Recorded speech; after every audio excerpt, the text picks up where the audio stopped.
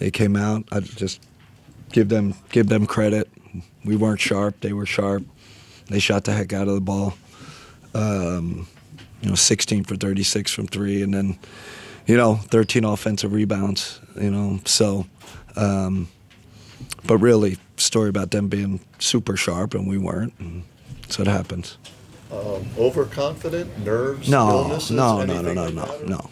We got a humble group, really humble group.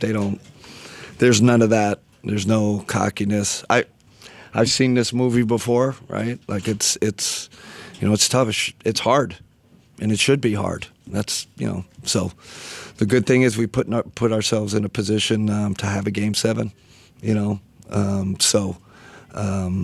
But this is what it's about. Playoffs are hard. We got to close it out in Game 7. Kenny, we've talked about offensive rebounds throughout this series. The disparity between the two wasn't super big in terms of getting the rebounds, but the opportunities they made. How pivotal is it for you guys to capitalize when you are able to get those offensive rebounds? Yeah, it's super important. It's a, vital possession in the NBA. Excuse me. Being able to score off the offensive rebound quickly and find shooters. They did a great job tonight. They hit some daggers. We cut the lead. Cut it down and long miss, offensive rebound. They find a window. Three ball. So some were bad bounces. Some we got to do a better job of coming up with the ball. That and turnovers. Again, these lessons that you've been taking from this series and even the last one, that Game 7 of the last series, how do you apply what you've learned into a must-win Game 7? Yeah, we know how important a possession game is. These guys know. They know. At the end of the day, you want to get more shots than the other team. But if you turn it over and you don't rebound, or don't rebound well, you get too many opportunities. And when the teams are pretty even and you have that disparity in opportunities, it tends to bite you in the back. Coach, I know Sarr's been guarding Donovan for a lot of it, and that plays a role in it, but is there a way heading into Game 7 you could try and get him going a little earlier than last? Yeah, I think, getting him in the open court more where they can't get their hands on him,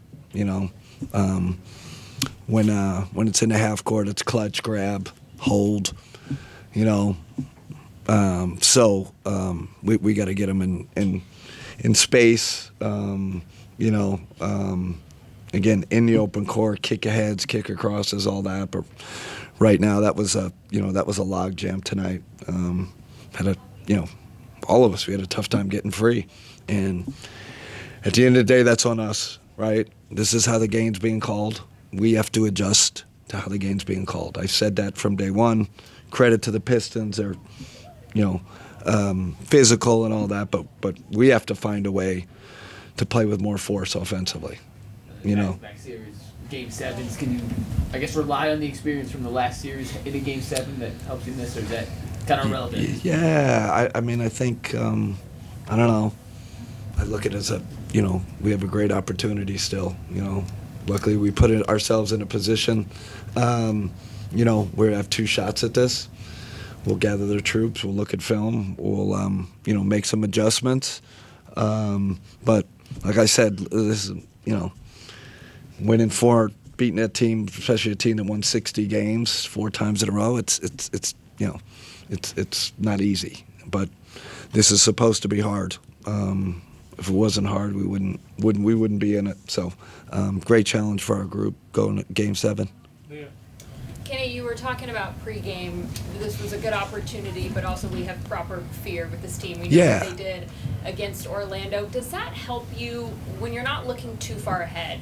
That way you can just focus on whatever the next game is. I feel like it would be easy to look far ahead, look at what's coming next, but when you can just view Game 7, okay, we have to flip that switch and go straight to that. Is that maybe mentally, I worded it weird, but is that how you kind of, flip the switch for them? I think when the buzzer sounded, I heard, it's like you just flip it. You're on. There's nothing you can do. Again, and I heard the word opportunity in that locker room. We got a great opportunity still, Not going to be easy going on the road for Game 7, but, Game 7s are a toss-up, You know, especially two teams even like this. We obviously got to play better. I mean, that starts there. But we're I see the group right now. No heads down. No, hey, we blew that. None of that. You know, they play great. We didn't play so well. Now we gotta flip the narrative. You know, Game 7.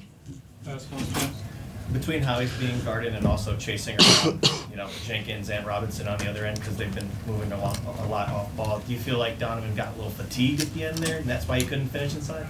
I don't know. I got to look at it. I don't think it was fatigue. I didn't feel like that. I feel like he's pretty moving well, and you know, for us, it always and that's just Donovan, the group. We just have to keep trusting the pass. And I know it sounds simple. When they, you know, they really pack the paint, and you know, we gotta hit more singles. I think make the game easier on us. I felt like, you know, we got in a mode where just kind of put our head down, and it was at a good intention to be aggressive, but then we got to read that crowd better. I think that's a big key. And then Paul Reed's been someone that's hurt you guys the last few games, and Durham even got going tonight. Just with their bigs, what do you think worked for them that you guys could do a little better for Game 7? They won the force battle tonight. You know, we won it last game. They won it tonight. That's how this goes. They're more forceful in their drives, rebounds. You know, they just had the advantage in being a more aggressive team. It's just very clear. But again, we just got to switch it, right? We got to turn the tables.